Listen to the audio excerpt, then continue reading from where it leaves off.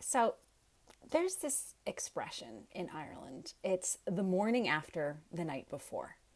And generally speaking, that's something that would be pretty appropriate on the day after St. Patrick's Day.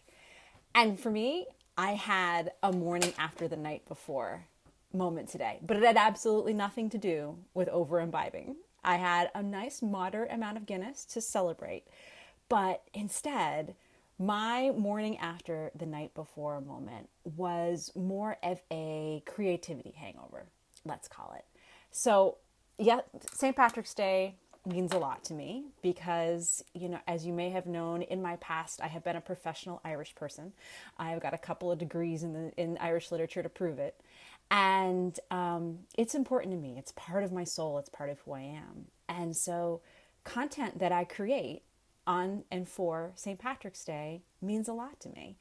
And it just didn't get the attention that I was hoping it would. A newsletter didn't get the number of opens that I hoped that it would. And a piece that I had written last year about lessons you can learn from an Irish sovereignty goddess about writing and marketing didn't get the attention quite that I wanted it to. And this amazing story that I featured from one of my guest storytellers for the 365 Strong Stories project, Brenna Lane, called The Woman and Her Irishman, didn't get the attention that I thought it deserved.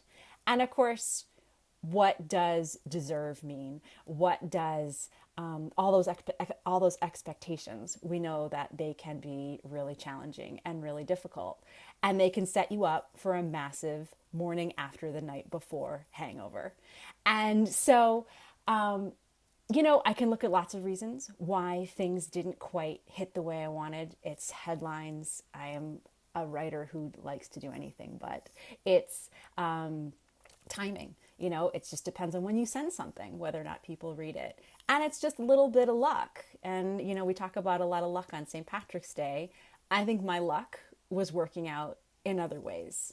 Because for me, I had one of those days, like I said, where I was just really wanting my work to make an impact. I was probably watching too closely. But luckily, I am married to my own Irishman who said, "There's music down the street. We're going. Pack up the kids." And so the girls and I and my husband sat in the front row and listened to some fabulous music. And the kids were dancing and celebrating. And we even were responsible for the creation of an on-the-spot song called Whiskey in the Sippy Cup. So it certainly wasn't a washout day.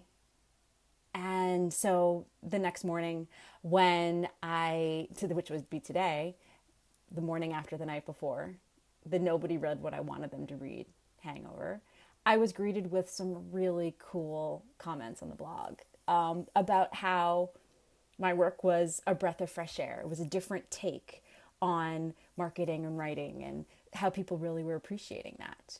And that was, for me, the greatest little gift.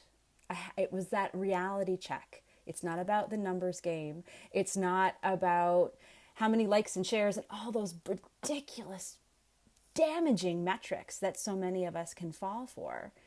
Instead, it was about a few really heartfelt comments that will probably lead to a heck of a lot more than a few retweets. And so for me, the title of this today is about walking that line between creativity and marketing, between your artistry and the marketplace. And I know I'm somebody who's always walking between those worlds. And I know a lot of the people that I love working with the most are caught between that, in that space, in between wanting to really express what's most important in a personal and creative way, and also knowing that you are producing these things in order to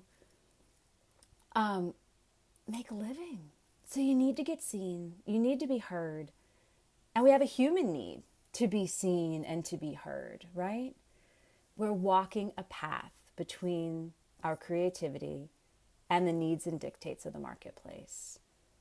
And that is a very difficult and can be an incredibly beautiful, rewarding path to walk.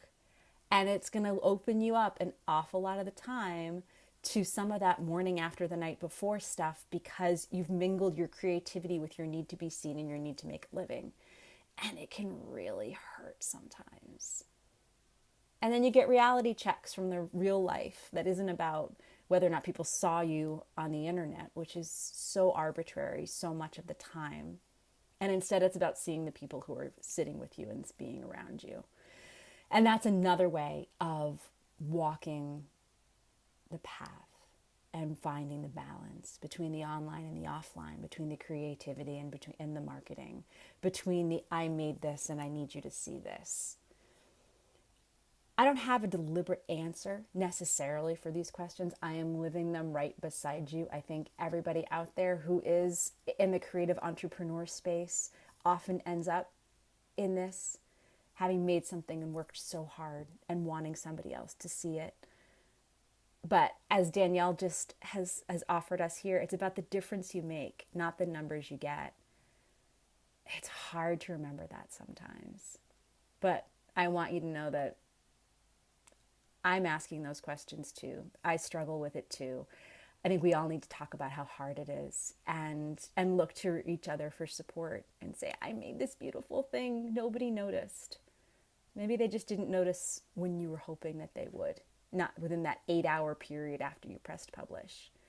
But trust that you planted some seeds, come back to it, give it another breath, give it a little more life. And we're all in this together. We're all walking that path between creativity in the marketplace. And we can do it. The storyteller in me sees the storyteller in you. Be well.